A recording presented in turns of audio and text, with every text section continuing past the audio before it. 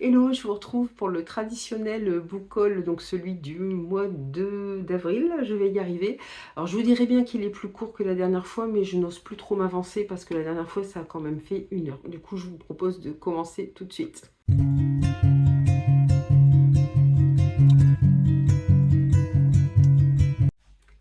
Alors, je vais commencer avec mes réceptions service presse.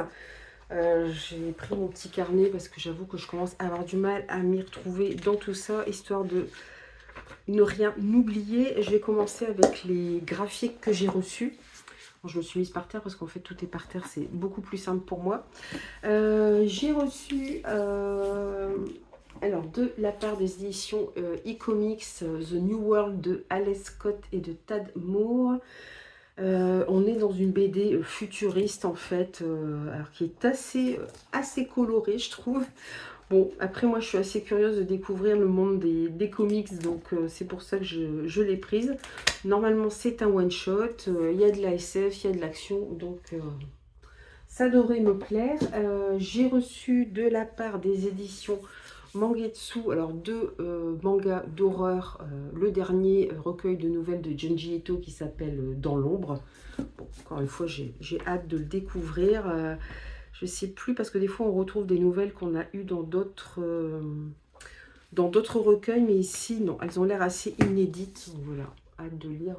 Alors entre-temps, j'ai lu un autre manga d'horreur, donc du coup, j'ai peur d'être déçue par Junji Ito maintenant, mais bon, je le lirai quand même. Et puis j'ai reçu aussi de chez Mangetsu le tome 3 de Smile de Hattori Mitei. Voilà, cette histoire avec ses couvertures très inquiétantes, hein. Sur le tome 1, on avait aussi ce Bouddha avec cette espèce de, je sais pas, de scarification ou de comment de tatouage. Voilà, j'ai le 2 et 3 dans ma palle, donc c'est super. On va suivre un journaliste, voilà, qui, je crois que sa fiancée vient de le quitter. Il n'a plus de travail et il décide d'enquêter dans, voilà, je sais pas si au départ c'est défini dans une secte, mais voilà, dans un groupe assez obscur. Donc je pense que ça va parler de religion, vu qu'on a le Bouddha et vu qu'on a Jésus-Christ sur la précédente couverture. Bon, pareil, un manga d'horreur, encore une fois, que j'ai hâte de découvrir. Et puis j'ai reçu alors un super colis des éditions, alors c'est le label combo des éditions d'Argo, c'est leur édition Young Adult. Je m'excuserai, je cherche mes mots, je suis éclatée aujourd'hui. Et j'ai reçu un très beau colis. Alors, je vais essayer de vous montrer. Je ne m'attendais pas du tout à ça. Il y avait deux... alors, je pense que ce sont des pierres d'obsidienne. Vous avez les marques de la BD avec un petit pot d'herbe. Je vois, vous avez le nom de la BD en fait dessus. Je suis pas sûre que ce soit des herbes aromatiques, hein. Enfin, en tout cas, je m'en servirai pas. Il y a une belle bougie. Alors, je sais qu'il y en a qui ont reçu des illustrations. Moi, j'ai reçu ça. Ah, j'ai oublié. J'avais deux plumes aussi bleues qui vont pouvoir me servir pour les photos, pour les décorations. Une belle enveloppe que je n'ai pas encore ouverte parce que je voudrais faire je voudrais faire un unboxing avec, donc pour l'instant j'ai encore rien ouvert. Et la BD qui est Eclipsis de Aloïs, voilà, qui a l'air d'être une très belle bande dessinée. En fait, on va suivre ce jeune homme qui vit dans une communauté de sorcières, sauf que lui c'est un garçon. Apparemment il a quand même des pouvoirs, mais voilà, il aimerait bien être un peu plus reconnu et du coup il part à l'aventure pour découvrir d'autres sorciers comme lui, puisque là il vit dans une communauté de femmes qui normalement n'acceptent que des femmes. Bon, en tout cas ça a l'air très bien. C'est un tome 1 aussi. Bon, à voir. Ensuite, par quoi je commence? J'en ai un petit peu partout. J'ai pas rangé, hein, j'avoue, je ne suis pas vraiment rangée. J'ai reçu Hésion de J. Belmont, qui est un roman SF en auto-édité. Là, l'auteur m'avait contacté directement. On est en 2520 et l'humanité poursuit son expansion à travers l'univers. Hésion, la plus jeune des colonies humaines, se trouve isolée et menacée par une race alien agressive, les Dryaks. Pour faire face, la colonie crée l'escadron, une unité d'élite. Bon, comme moi, ça parlait de SF, d'aliens et compagnie, voilà, de l'être humain dans l'espace. Du coup, j'ai accepté le service presse parce qu'il m'intéressait fortement. Pour rester un petit peu dans la SF, j'ai reçu des éditions Bragelonne le tome 2 de l'Arche spatiale de Peter F. Hamilton, la fille de la capitaine. Alors apparemment, on va être quand même dans de la SF, mais un peu young adulte, puisque l'héroïne est assez jeune. Alors, je n'ai pas encore lu le tome 1, il va falloir quand même que je m'y mette. Si je continue dans la SF, est-ce que j'en ai d'autres de SF? Pas sûr. Je suis en train de regarder parce qu'il y en a un petit peu partout. Non, après on va plutôt retourner vers l'Heroic Fantasy. Alors là, c'est dans l'autre bac parce qu'il y en a que j'ai lu. Ah si, là, il y a un tout petit peu de SF dans celui-ci. C'est Altéré de Charlie L'Oméga aux éditions Seuil. Celui-ci, je l'ai déjà lu. À la base, c'est un podcast que Charlie L'Oméga a écrit. Où on suit une jeune femme, Alicia, qui a 28 ans, qui vit à Paris, qui travaille dans une agence de pub et qui a fait un burn-out. Et là, elle se promène la nuit au volant de sa voiture dans les rues de Paris jusqu'au jour où elle manque d'avoir un accident parce qu'elle a une vision. Et elle rêve aussi d'un homme, elle n'arrive pas à voir son visage, mais ses rêves lui paraissent étrangement réalistes.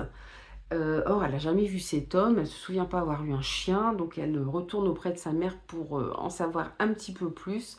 Donc on va être sur une quête d'identité, mais avec une partie SF qui explique pourquoi elle a ces souvenirs qui, pour elle, ne lui appartiennent pas. Ça se lit très bien. Alors le podcast, apparemment, je ne sais pas s'il était fini ou pas, parce que l'auteur a dit qu'il avait écrit une fin avec son roman, puis qu'il avait tout mis par écrit. J'avoue que je ne connaissais pas, moi. Ça n'aurait pas été intéressant d'ailleurs à écouter. Voilà, donc on a un petit peu de SF pour expliquer pourquoi Alicia a ces rêves qui semblent terriblement vrais. Et puis on a aussi une quête d'identité, en fait, où Alicia va essayer de remonter l'histoire de ses parents. J'essaie de pas tout mélanger quand même, ce serait bien. Je pense que c'est tout niveau. Je vais pouvoir passer à la fantaisie. Alors, j'essaie de pas trop mélanger, c'est compliqué. J'ai reçu aussi des éditions Bragelonne, Le secret du jeune prétendant de Marie Valente, qui est plutôt de la fantaisie. Alors, c'est un tome 2. J'ai emprunté le tome 1 qui est ici. Le secret du roi, toujours de Marie Valente, toujours chez Bragelonne. On est dans un Paris où les courtisanes du palais royal sont aussi des vampires hypnotiques et les bouchers de Châtelet, une meute de lycanthropes. Le jeune Louis XV donne à Hippolyte une mission primordiale, maintenir l'ordre dans la face cachée du royaume, peuplé de créatures surnaturelles dont le monde ignore l'existence. Je vais y arriver. Voilà, donc on va suivre apparemment Hippolyte. Alors je me demande si c'est pas une femme d'ailleurs, Hippolyte, pour le coup. Je sais pas trop. Voilà, mais on est dans un Paris effectivement fantastique où il y a des créatures surnaturelles. Et voilà, j'ai ici le tome 2, donc j'aimerais bien quand même lire le tome 1 avant parce que je pense que ça se suit un petit peu.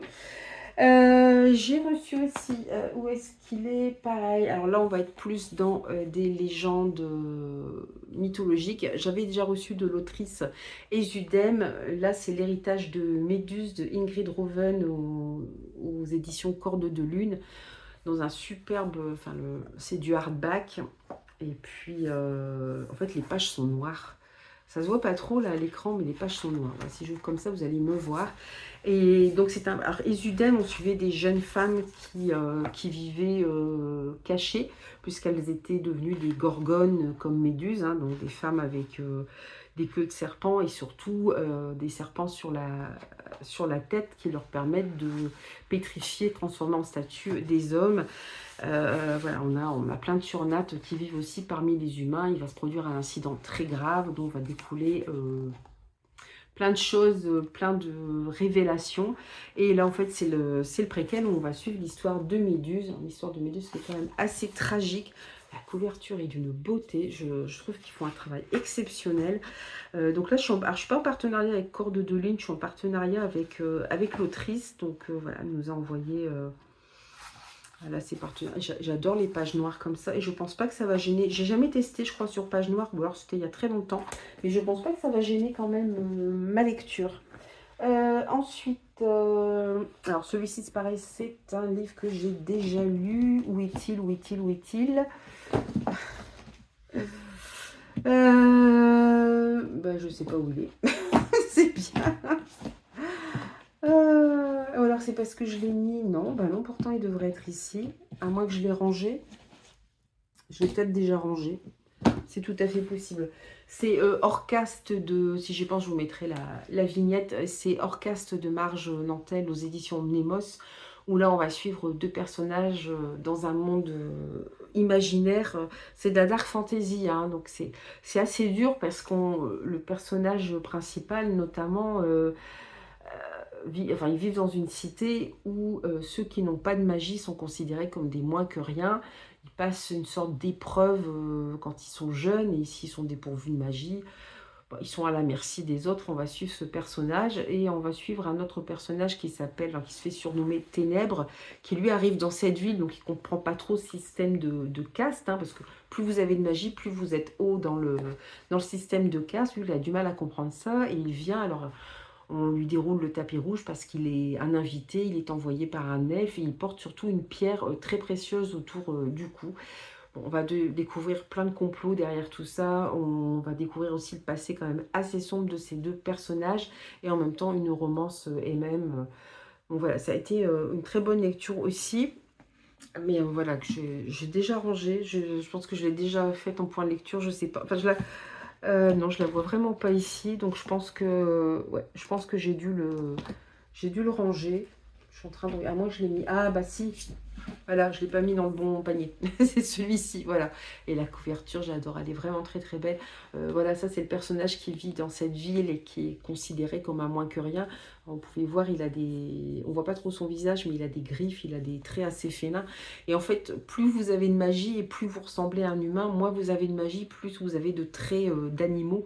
Puisqu'en fait, c'est une très ancienne magie qui s'est un petit peu diluée au fil des siècles, qui a imprégné les animaux et en a fait des êtres de plus en plus proches de l'humain et avec une magie de plus en plus importante. Un très bon roman que j'ai beaucoup aimé.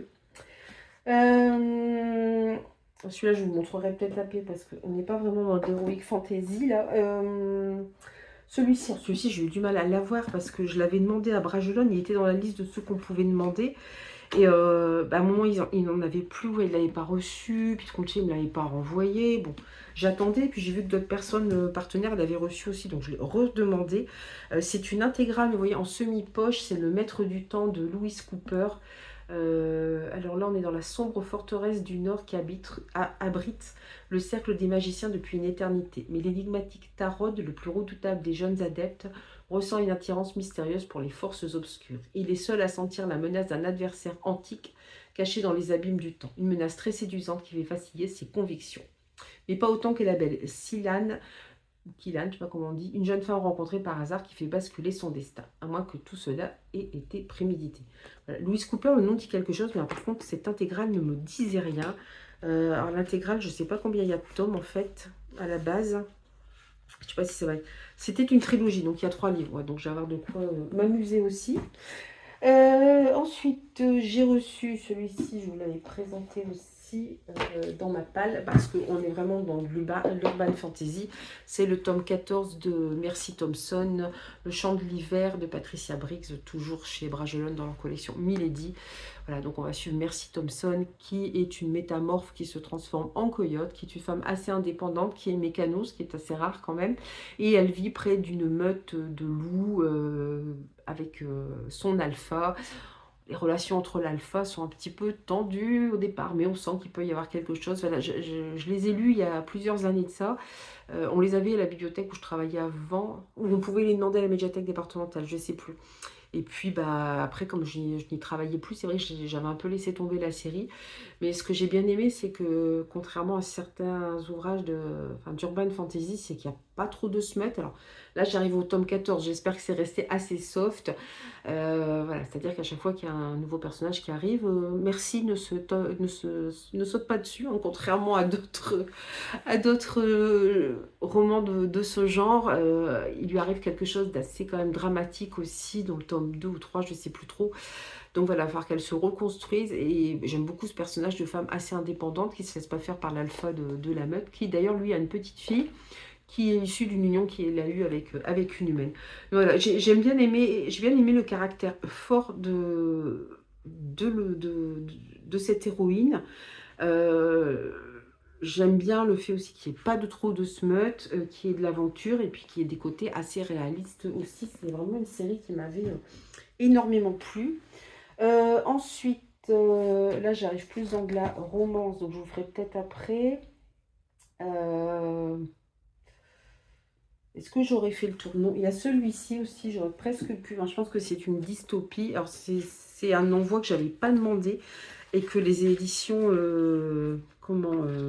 Actes Sud Jeunesse m'ont envoyé. J'étais très contente parce que je l'avais repéré en plus. C'est Dream Day de Elisabeth Uttara.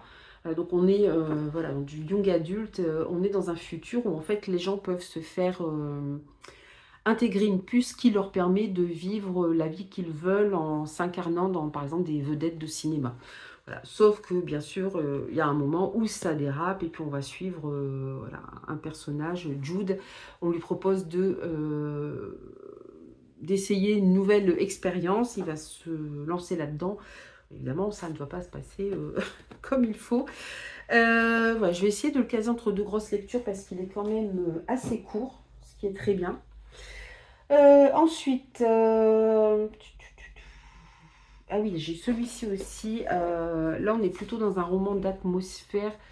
Il y a un petit peu de fantastique. Quand je l'ai lu, c'est une nouvelle. C'est la première fois que c'est traduit en France. C'est La colline au gibet de Bram Stoker. C'est pareil aux éditions Bragelonne, dans leurs éditions classiques qui sont très belles, hein, avec signé.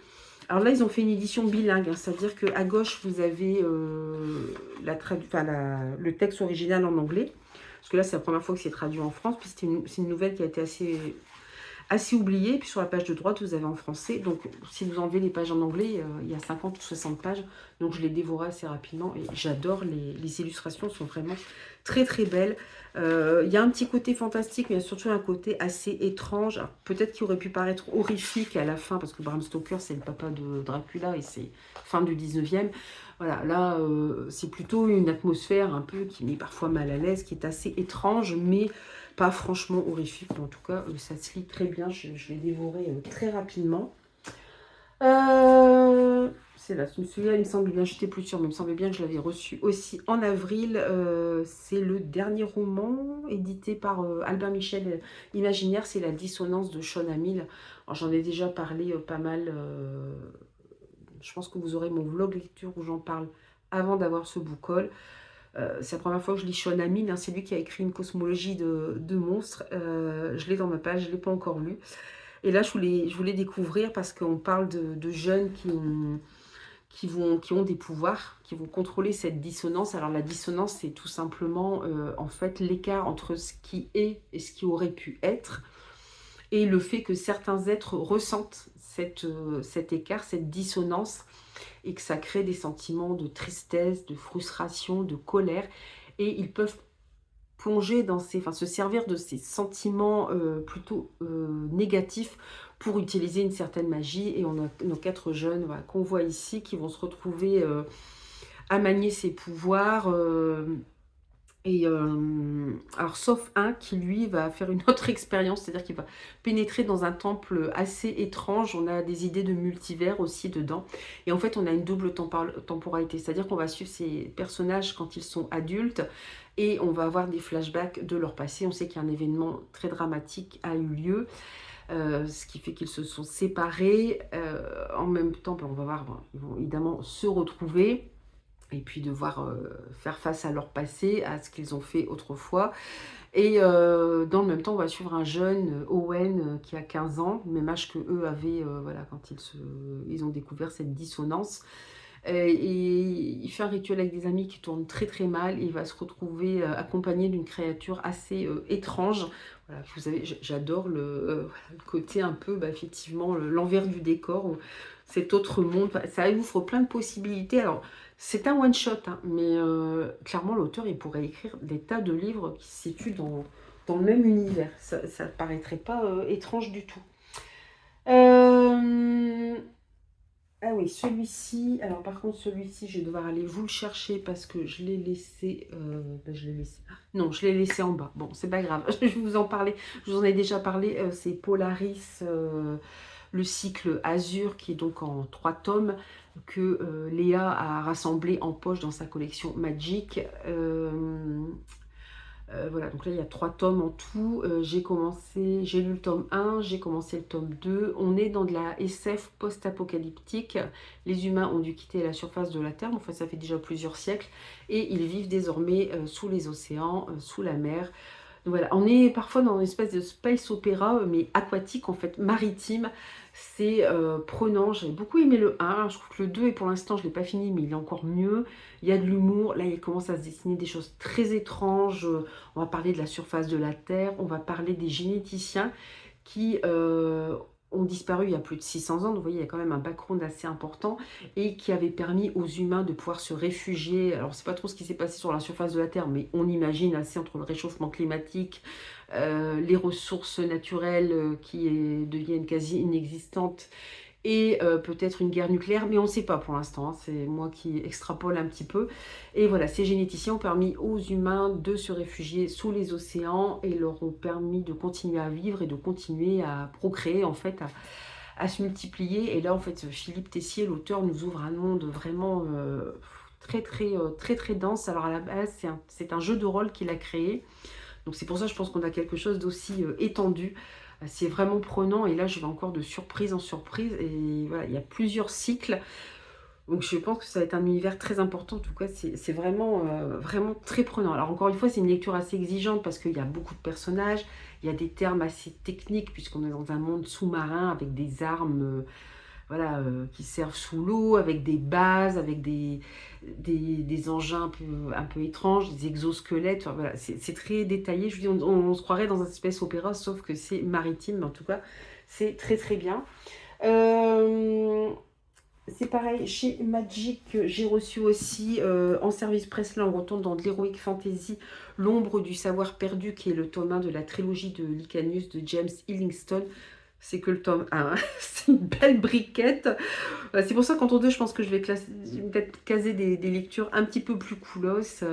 Alors là, on est 20 ans se sont écoulés depuis la fin de la guerre. Les augures, autrefois considérés comme des dieux devenus dictateurs, ont été renversés et anéantis, leur pouvoir mystérieusement disparu. Leurs représentants, hommes et femmes dotés d'une capacité moindre, les talentés, n'ont évité le sort des augures qu'en se soumettant au pacte qui les lie à 4 préceptes. Les marquent de manière indélébile et protègent les humains. Et on va suivre Davian, qui est un élève des talentés, qui en subit les conséquences, qui est méprisé au-delà des murs de l'école et qui doit apprendre à contrôler son don, mais il craint les terribles conséquences d'un échec aux redoutées épreuves qu'il doit passer. Il ne parvient pas à maîtriser l'essence nécessaire à l'examen. Voilà. Et il va fuir l'école avec un mystérieux ami, et je pense qu'ils vont rencontrer d'autres personnages. Ouais, apparemment, il y a un autre jeune homme dont le destin est lié à celui de Davian, qui reprend connaissance dans la forêt, couvert de sang et sans aucun souvenir. J'en ai beaucoup entendu parler, hein, la trilogie de Licanius, donc du savoir perdu. C'est un bouton que j'avais même emprunté en bibliothèque, hein, en grand format. J'ai pas eu le temps de le lire. Bon, bah, je me dis comme ça, là, j'ai plus d'excuses, je vais être obligée de le lire. Bon, en même temps, c'est pas une corvée, hein. Ce sera avec plaisir que ce sera lu. Ensuite, bah, je vais vous montrer ce qui me reste plus, alors, qui est pas vraiment de l'heroic fantasy. J'en ai pas oublié là. J'ai l'impression d'en avoir... Mais oui, j'en ai oublié un. J'en ai oublié un. J'ai oublié, parce que je l'ai déjà lu, c'est La captive de Dukenstalt de Magali Lefebvre aux éditions Château d'Âme, qui je suis partenaire cette année. Le livre est juste magnifique. J'adore. En fait, au départ, ce livre a été édité aux éditions Noires d'Absinthe qui ont malheureusement fermé. Et c'est super parce que les éditions Château d'Âme l'ont réédité et le livre lui ont donné un magnifique écrin. On va être dans une histoire assez gothique. On va suivre Émile, qui est un jeune Français qui, avant de reprendre l'étude de son oncle et de se marier à sa promise, a décidé de faire un petit tour d'Europe. On est fin 19e siècle. Ça se faisait pas mal dans la bonne société que les jeunes hommes aillent se promener comme ça un peu à travers l'Europe. Il arrive en Allemagne, dernière étape de son voyage, dans la ville de Dukenstadt, et il apprend qu'il existe un château, c'est Wolfenschloss. J'ai déjà un accent merdique en anglais, alors je ne le dis pas en allemand. Voilà, et il voudrait visiter ce château, sauf que tout le monde le met un petit peu en garde sur le fait d'aller dans cette forêt où se trouve ce château. Évidemment, il va se passer des choses très étranges. Il va rencontrer la comtesse qui habite ce château avec sa fille, et il va tomber amoureux de cette jeune femme. On est voilà, dans un côté très gothique, dans une histoire d'amour impossible, avec malédiction, avec intolérance. Enfin, voilà. Ça, encore une fois, bah, moi j'aime beaucoup la plume de Magali Lefebvre, donc ça a été un plaisir de la retrouver. Je l'avais repéré, j'ai dit, je vais essayer de le trouver d'occasion, puisque les éditions Noir d'Absinthe ont fermé. Bon, bah écoutez, c'est super bien tombé parce que voilà, le Château d'Âme l'a réédité. J'ai reçu aux éditions du Rouergue, par le biais de son autrice Marine Carteron, que je remercie beaucoup, Les Effacés. Alors là, si vous reconnaissez, si vous êtes peut-être plus doué que moi en peinture, vous reconnaissez un tableau de Gustave Courbet. Sauf que cette femme n'y est pas, je pense, à la base. On va suivre une jeune fille, Jo, qui visite le musée d'Orsay. Et elle se retrouve coincée dans le musée d'Orsay, sauf qu'elle n'est pas totalement seule. Elle va découvrir des tableaux. Alors elle se sent un petit peu à part, assez rejetée de ses camarades. Et elle va découvrir que, apparemment, je pense, si j'ai bien compris, que ces tableaux, Gustave Courbet, à la base, avait peut-être dessiné, enfin peint des femmes, enfin dessiné avant de peindre, et qui les a enlevées. Donc on va vraiment être sur voilà, sur un côté assez féministe, je pense. Puis on va parler de... Alors moi, j'y connais pas grand-chose, malheureusement, en peinture. Bon, Gustave Courbet, je connais le nom, mais c'est tout. Je serais incapable de reconnaître ces tableaux, hein. Mais voilà, je suis curieuse de voir un peu le parallèle qu'il va y avoir entre voilà, ces femmes qui ont été effacées des tableaux de Gustave Courbet, enfin, qu'il a dû effacer lui-même, et avec cette jeune fille qui se sent un petit peu à part. Pareil, Autre envoi sauvage, j'ai reçu. En plus, je suis plus partenaire avec cette maison d'édition. Ils avaient lancé, j'étais partenaire longtemps, hein. Après, c'était pas des partenariats super, je suis en train de regarder l'heure, des partenariats super établis, mais on recevait des livres, des fois on recevait pas celui qu'on avait demandé, mais on en recevait plusieurs, bon, voilà. Ils ont relancé des partenariats voilà, plus construits, hein, plus suivis. Et puis moi j'étais dans une période où je lisais encore du policier, mais je partais de plus en plus vers la SFFF, et j'ai pas été reprise en partenaire. Et là ils m'ont renvoyé un de leurs romans. Je vais pas vous mentir, hein, ça fait plaisir. En plus c'est adressé à mes noms et prénoms. Alors c'est dactylographié, mais bon, ça se dit dactylographié quand c'est tapé sur ordinateur, je ne sais plus. Voilà, mais en tout cas, ça fait plaisir. C'est les éditions M+. Ils m'ont envoyé le dernier roman de Pierre Molina, L'affaire Abadjieff. Alors, par contre, je ne vous cache pas que je vais le lire, hein, mais j'ai un petit peu peur parce que, bon, déjà, je lis moins de policiers. Et là, on va suivre Svetlana Abadjieff et ses sœurs qui sont arrachées à leur foyer et basculent dans l'enfer d'un réseau criminel. Je pense qu'on va parler de prostitution de ces jeunes femmes de l'Est qui sont enlevées à leur foyer ou à qui on promet monts et merveilles en allant dans l'Europe de l'Ouest, et qui se retrouvent voilà, sur le trottoir à se vendre pour 2 francs 6 sous pour alimenter des réseaux. J'avoue que ce genre d'histoire me terrifie complètement parce que ça existe vraiment, et voilà, j'ai du mal avec les violences faites aux femmes. C'est quelque chose qui me... Voilà, qui me fait très peur. Donc je ne sais pas, j'espère qu'il ne va pas y avoir trop de détails, trop de... Je sais pas trop, je sais pas s'il y a des trigger warnings. Je sais pas trop. Donc j'espère que ça va pas trop rentrer dans les détails, ou alors que peut-être que ses sœurs vont s'en sortir ou essayer de se venger, je sais pas trop. Mais j'avoue que j'y vais avec un peu de crainte parce que c'est des sujets qui me glacent le sang. J'ai reçu aussi quelque chose de beaucoup plus doux, la suite de Vintage Kiss, enfin la suite. C'est un tome compagnon, même si on retrouve les personnages du tome 1. C'est le tome 2 de Vintage Kiss de Joe Collin, Libre de t'aimer encore, avec qui je suis partenaire aussi cette année. Dans le premier roman, on suivait 2 personnages, et là on suit 2 autres personnages qu'on voit apparaître dans le premier aussi. C'est une romance contemporaine. Alors là, je sais que... alors je vais pas trop vous spoiler, mais... Voilà, cette héroïne, on la retrouve dans le tome 1. Lui aussi, sauf que lui, s'est accoquiné avec une bande pas très claire. Voilà, et il va en payer le prix. Et voilà, donc je pense qu'il va retrouver pardon, cette femme quelques années après. Bon, elle, voilà, je ne vais pas vous spoiler le 1, mais il lui arrivait des choses aussi entre deux. Voilà, donc, bon, après c'est une romance, ça finit bien, mais voilà. Ensuite, ça je l'ai reçu par le Scriptorium, qui aide les auto-édités à se diffuser. Alors j'avais demandé, il m'avait proposé un roman Young Adult Fantasy, je ne l'ai jamais reçu. Ils m'ont proposé celui-ci. Je suis curieuse de de le lire. C'est pour ça que j'ai demandé, mais on est plus dans du témoignage documentaire. C'est le Vernet, raconter, reconstruire et revivre de Magali Lamy. Et là, on est au cœur du petit village du Vernet dans les Alpes de Provence, apparemment qui a connu beaucoup de drames. Le crash de la Germanwings, les attentats du Stade de France et la disparition du petit Émile. Donc je pense que c'est voilà, des gens qui habitaient peut-être le Vernet, qui ont été victimes du crash de la Germanwings, des attentats du Stade de France. Par contre, la disparition du petit Émile, je pense que c'est quelque chose de plus local. Et derrière les faits médiatisés, ce livre vous invite à découvrir l'autre visage de ces tragédies, celui des habitants, des témoins et des proches qui livrent ici des témoignages bouleversants d'authenticité. Donc apparemment, ils disent qu'ils voilà, veulent pas rentrer dans l'effervescence médiatique. Enfin, l'autrice ne veut pas faire non plus de la, comment dire, du pathos ou du voyeurisme. C'est vraiment pour montrer tout ce que les répercussions qu'ont eu ces événements sur ce petit village du Vernet, que je trouve quand même cumule pas mal de choses pour un petit village. Voilà, alors je crois que j'en ai fini pour les services presse et maintenant je vais passer aux achats. Alors normalement mes achats tiennent dans cette caisse, ouais, elle paraît énorme vu comme ça, mais elle n'est pas si grosse que ça et il y en a moins que de services presse, donc ça devrait aller un petit peu plus vite, sauf si je recommence à palabrer dans tous les sens, mais ça c'est une autre histoire. Je vais vous montrer les poches que j'ai... Et que j'ai acheté déjà. J'ai en tout, j'ai en tout 5 poches. C'est des livres que j'ai achetés d'occasion, hein, comme à chaque fois de toute façon. Je me suis acheté Cochrane de Extulu parce que ça m'intéresse quand on va, voilà, on va vers d'autres univers, que ce soit avec Sherlock Holmes, avec Cthulhu ou Dracula. Enfin, j'aime bien quand il y a des croisements comme ça. On est en avril 1815 à Fort Boyard. Ah oui, c'est vrai que c'est Fort Boyard, ça, en fait. Je pensais que c'était un bateau, mais non, c'est pas un bateau du tout, c'est le Fort Boyard.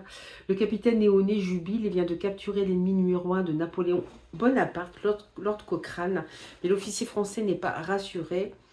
Est-ce que le célèbre marin écossais ne serait pas laissé prendre afin de pénétrer la forteresse et d'espionner les troupes de l'empereur? Alors, ici est annoncé le réveil d'une bête plus ancienne encore, terrifiante, cosmique, Cthulhu. Alors, il y a plusieurs volumes avec Lord Cochrane. Je ne sais plus quelle maison... on voit Cthulhu là, d'ailleurs, je pense. Je ne sais plus quelle maison d'édition les a sortis en grand format. Là, c'est chez Pocket. J'avoue que ça me tente parce que j'aime bien les crossovers. Alors, Lord Cochrane, je pense pas que... C'était aux éditions Forge de Vulcain. Je pense pas que ce soit un héros qu'on retrouve ailleurs, qui date du 19e siècle ou du début 20e. Mais voilà, le fait qu'il croise avec d'autres voilà, figures comme ça, très connues de la littérature, ça me tentait beaucoup. C'est de Gilberto Villarroel. Je vois qu'il y en a un deuxième là qui est noté. Je me demande s'il n'y en a pas 3 déjà.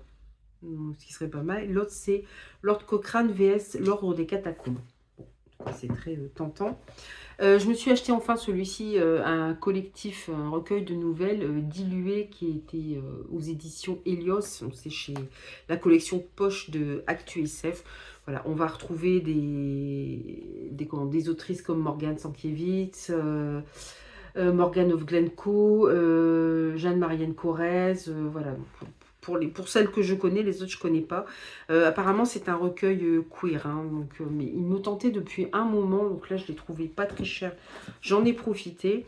Celui-ci je ne sais plus, c'est peut-être Jody des livres de la crypte qui en avait parlé, un Clive Barker, Le Royaume des Devins, ou alors je l'ai pris peut-être parce que c'était Clive Barker tout simplement, chez Folio SF. Bon, vous voyez, il est un petit peu piqueté, il n'est pas... Par contre il est écrit tout pété, et pété, PCN brique.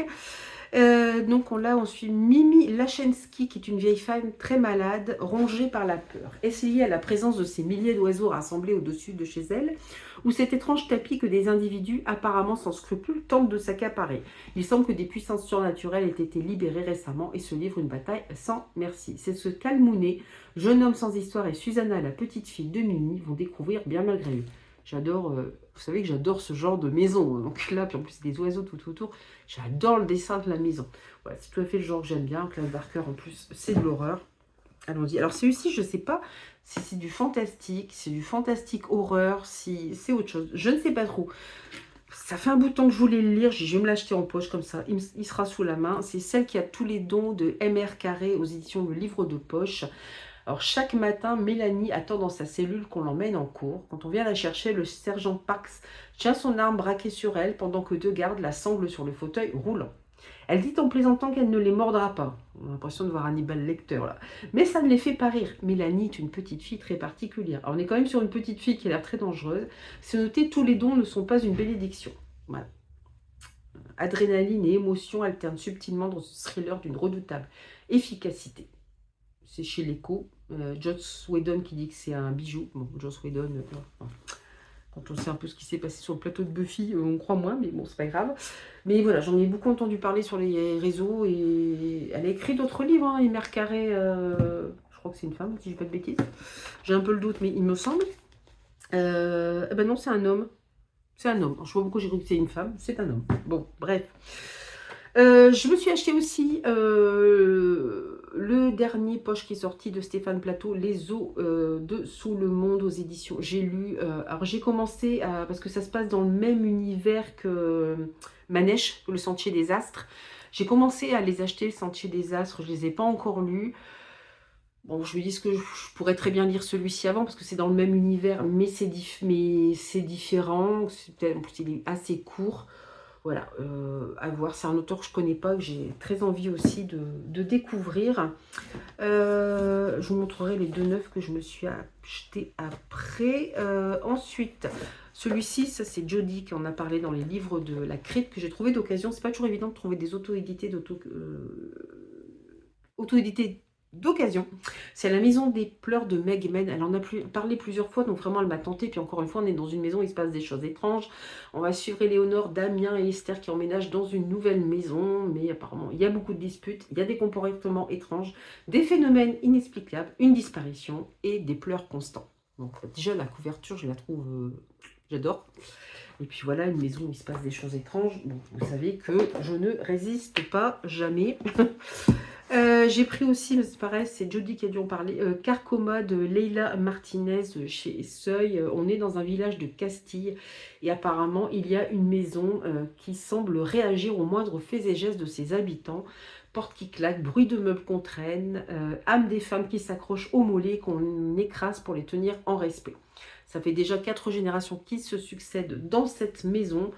Voilà. Et cette famille, ce ne sont pas les bijoux ou la tendresse que l'on se transmet de mère en fille, mais les rancœurs, la jalousie, la douleur, la carcoma, qui ronge, qui ronge, qui ronge. Donc voilà, on a un côté assez fantastique. Je pense encore une fois dans une maison où il se passe des choses étranges, avec une malédiction qui a l'air de courir sur plusieurs générations. Il est très court aussi, donc voilà, encore une fois, j'ai pas résisté. J'ai pris ce roman aussi de Morgane Cossarieux, dont j'ai très peu entendu parler, qui doit être un de ses premiers, parce qu'il date déjà de 2014, je crois, qui est édité aux éditions de Nemos. Alors, je ne sais pas s'il l'édite encore, moi je l'ai trouvé d'occasion, c'est Je suis ton ombre. Morgane Cossarieux, c'est qui a écrit Dans tes veines, qui a écrit Visqueuse très récemment, qui va sortir un 4 mains avec Vincent Tassi, là au mois de mai, qui va revisiter le mythe du vampire, que j'ai hâte de découvrir aussi. Là, en fait, on est dans un petit village et on suit Poil de Carotte, je pense, qui est là, qui est un petit peu... il vit avec son père handicapé, c'est un gamin perturbé, qui a des penchants sadiques, mais qui en même temps le souffre-douleur des autres enfants de sa classe, jusqu'au jour où il découvre un journal rédigé par des jumeaux 300 ans auparavant, apparemment à la Nouvelle-Orléans. Mais l'action se déroule dans un petit village du sud-ouest. Je ne sais pas comment cette lettre ce journal de la Nouvelle-Orléans est arrivé là. On va être dans quelque chose de fantastique, encore une fois. Donc, voilà. Et j'ai 2 ou 3 romans de Morgane Cossarieux dans ma palle. C'est une plume que je veux découvrir, que je n'ai pas encore découvert, mais que j'espère un jour pouvoir découvrir quand même. Pour rester un petit peu dans l'horreur, etc., j'ai pris aussi La Ronde de nuit de Borachon aux éditions Rivage, qui est un recueil de nouvelles avec un fil conducteur, puisqu'on va suivre une gardienne de nuit dont le rôle est de surveiller des objets paranormaux. Donc voilà, plusieurs nouvelles où je pense qu'il y a certains objets paranormaux qui vont être mis en avant, où il va se passer des choses très étranges. J'avais lu Lapin maudit de cette autrice qui était aussi un recueil de nouvelles fantastiques et horrifiques, parfois que j'avais beaucoup aimé, parfois complètement strange et déjanté, c'était spécial, mais j'avais beaucoup aimé. Au départ, c'était Mata Calme qui avait édité Lapin Maudit, mais c'est une maison d'édition indépendante qui a malheureusement fermé aussi. Et bah là, c'est bien parce que Rivage a publié le nouveau recueil de Borachung et ils ont aussi republié Lapin Maudit et je pense qu'il est en poche, donc il est un petit peu plus abordable aussi au niveau prix. Je vous conseille, alors voilà, il y a des nouvelles fantastiques, alors c'est pareil, il y a des nouvelles qui vont vous plaire plus que d'autres. Il y a des nouvelles fantastiques, il y a des trucs, c'est très spécial, hein, on va pas se mentir. Mais si vous n'avez pas peur de vous lancer dans ce genre de littérature, je vous conseille d'y aller. On va rester un petit peu dans le fantastique avec Les Sorcières d'Écosse. C'est une sortie que j'avais repérée lors des sorties du mois de janvier. Alors je crois que l'auteur est britannique, hein, si je dis pas de bêtises. En tout cas, ça se passe en Écosse. Apparemment, c'est de l'auto-édité, donc je l'ai trouvé que sur Amazon. Au départ, c'était même en e-book, mais le pitch et voilà, la couverture, les sorcières d'Écosse. Bon, tiens, on va parler de sorcières, on va parler de l'Écosse, que j'adore. Maître des songes, les chroniques akashiques, tome 1. Alors, je crois qu'il y a beaucoup de tomes, par contre, il va y avoir 6 ou 8 tomes. Il va y en avoir 2 ou 3 pour l'instant traduits en français. Et puis, on va suivre David Hunter, qui est étudiant en droit à Glasgow. Il se laisse porter par le courant de la vie en quête de l'étincelle qui lui fait défaut. Mais lors d'une soirée au cours de laquelle on tente de l'assassiner, il découvre qu'il est issu d'une longue lignée de sorcières connues sous le nom de Maître des songes et son existence bascule. Voilà. Je ne sais pas ce que ça vaut, du coup j'ai aucun retour dessus, parce que voilà, c'est un auto-édité, puis en plus anglais, mais bon, je me suis dit, il n'était pas très cher, donc j'en ai profité. C'est un achat neuf d'ailleurs celui-ci, je suis en train de vous mélanger, j'ai pas fait beaucoup d'achats neufs, je suis en train de vous mélanger un petit peu les trucs. Toujours pour rester dans le fantastique, j'ai hésité longtemps, mais le tome 2 va sortir, donc je me suis dit, allez, fonce, Curious Tide, tome 1, de la lune et des marais, de Pascal Lasselle, aux éditions Big Bang. Là, on va suivre Emory, qui est étudiante à Aldrin, la prestigieuse université de magie humaine, mais elle ne possède que des aptitudes de guérison rudimentaires. Jusqu'à ce qu'une nuit, dans les grottes marines maîtresses de Dovermere, la mort emporte un groupe de ses camarades de classe, dont son ami Romy, et la laisse seule survivante. Dès lors, Emory est accablée de pouvoirs étranges et impossibles qu'aucune guérisseuse ne devrait posséder, des pouvoirs qui détruiraient sa vie s'il venait à être découvert. Emory n'a pas le choix de se tourner vers Baz, le frère de Romy, un adolescent reclus et déjà familier des magies les plus sombres. Bon, je vais m'arrêter là parce que le résumé est super long. J'ai hésité, j'ai eu l'impression qu'on allait dans un truc un peu marin. Alors, je ne sais pas si on va être avec des créatures marines. Voilà, j'avais hésité, et puis je me suis dit, bah là, le second tome sort, j'ai eu l'occasion de le trouver d'occasion, donc du coup, je l'ai pris. Il était sorti aussi en relié collector, hein, mais oh, j'aime bien dans toutes les phases de la lune. Là. Voilà, par contre, c'est une belle briquette aussi. Hein. Je pense que ça, c'est bien, mais il n'empêche que c'est une belle briquette. Pour rester dans le fantastique, celui-ci, je l'avais pas du tout repéré. Enfin, si je l'avais vu, mais je ne m'étais pas arrêtée dessus. Et c'est Séverine, il est bien ce livre qui en a parlé. All Forest de Pierre-Yves Touzeau aux éditions La Trace. On va être dans du fantastique, un thriller fantastique. Je ne sais pas si vous voyez, il y a un très beau loup ici. En fait, on suit Anton Reed qui a perdu sa femme Déborah il y a 10 ans. Il se rend sur les lieux d'un drame à All Forest, un parc national de l'Ouest canadien, réputé pour sa forêt originelle. Alors je pense que les forêts originelles, c'est la même chose que les forêts primaires, c'est-à-dire que c'est des forêts qui sont là depuis que le monde est monde, qui n'ont pas été rasées et replantées, ou voilà, ou qui n'ont jamais disparu. Hein. Bah, pour moi, c'est ça, mais bon. Quand il croise le seul village des environs, il rencontre une jeune femme en fait, qui ressemble trait pour trait à son épouse. Et on va partir vers quelque chose de fantastique qui sera en 3 volumes. Donc c'est bien, déjà on sait que c'est une trilogie. Bon, j'avoue que moi ça me tentait, ce côté thriller fantastique. J'adore en plus ce qui se passe dans l'Ouest, n'importe quoi, dans le Canada, j'allais dire dans l'Ouest américain, vachement. Qui se passe dans le Canada, surtout pour avoir des paysages enneigés comme ça dans l'Ouest américain. Je pense qu'il faut se lever de bonne heure ou aller peut-être en haut des montagnes. Mais voilà, ça me plaît beaucoup. C'est un auteur français, hein, mais voilà, je suis pareil, très hypée par ce roman. On reste un peu dans ce qui est... Alors c'est pareil, ça c'est un achat neuf que je me suis fait un petit plaisir parce que j'attendais depuis, je sais pas, peut-être pas des années, mais peut-être 1 an ou 2, qu'ils le ressortent. Je me dis, je vais les finir par l'acheter en e-book, mais je préfère tellement le papier. Et là, ils l'ont ressorti et on avait en plus la possibilité d'avoir une dédicace de l'autrice.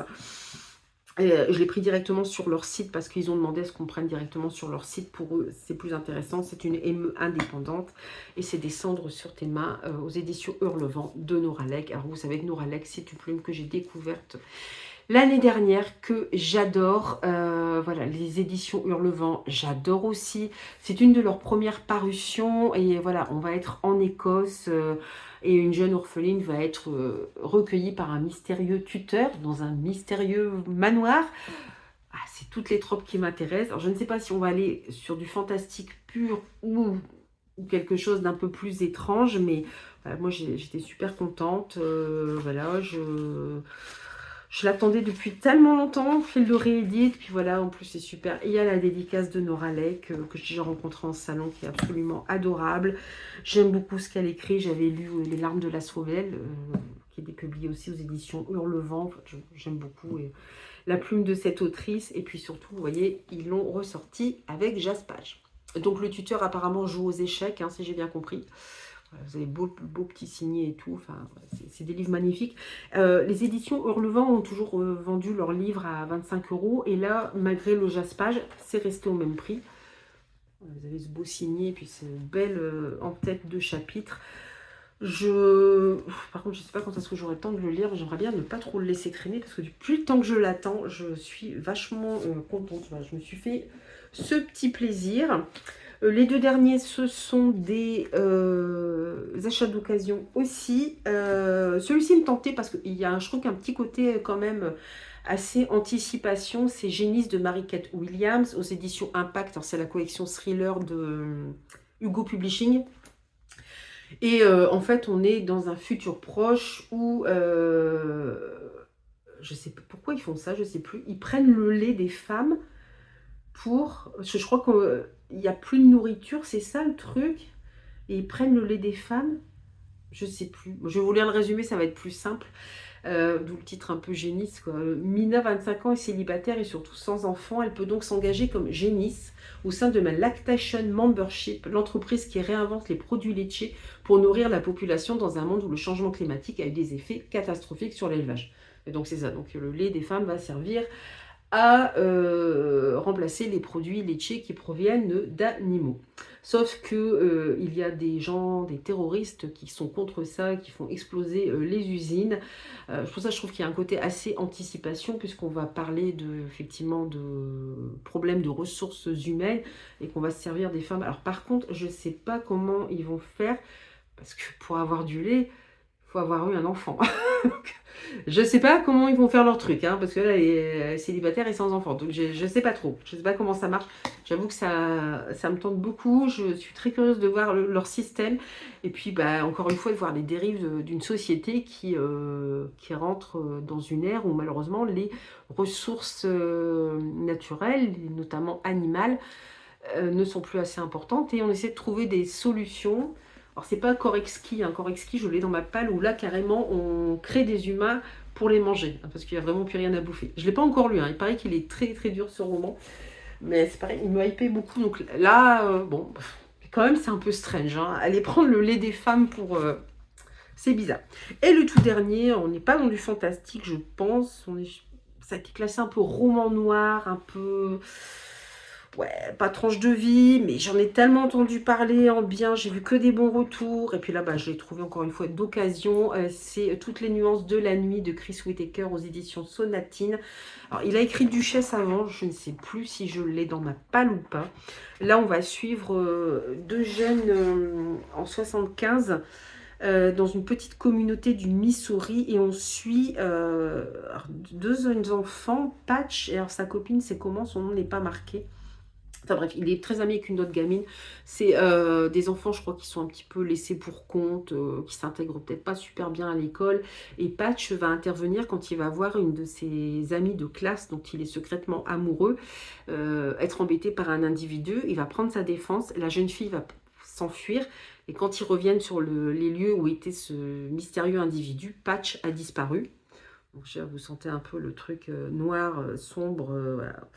assez terrible et il va réapparaître, alors je ne sais pas combien de temps après, et on va suivre en fait Patch et son amie, qu'elle va devenir policière ou shérif, je ne sais plus trop. Voilà, donc on imagine tout ce qu'a pu subir Patch aux mains de cet individu, et bon, ça va avoir évidemment des répercussions sur toute leur vie. Il paraît que c'est super, j'en sais pas plus, je veux pas en savoir plus parce qu'on en a déjà beaucoup parlé, mais voilà, c'est une plume que j'ai envie de découvrir parce que Duchesse avait déjà beaucoup fait parler de lui. Donc voilà, par contre, encore une fois, c'est une petite brique, donc on verra quand est-ce que je prétends le sortir, mais bon, au moins comme ça, je l'ai dans ma page, je le sors quand je veux. Voilà, voilà. Bah écoutez, j'en ai terminé avec ce book-haul qui sera peut-être juste un tout petit peu plus court que d'habitude, mais qui reste assez important. Encore une fois, merci à tous d'être là. Merci pour votre soutien, notamment sur les dernières vidéos. Ça fait vraiment très plaisir. Je sais qu'il y a une communauté qui est là. Je sais qu'il y a des gens qui ne peuvent pas parfois mettre de commentaires parce qu'ils écoutent en voiture. Voilà, je sais des gens qui sont là, qui me laissent des commentaires. Enfin, je vous remercie. Ça fait vraiment très plaisir, tout ce soutien.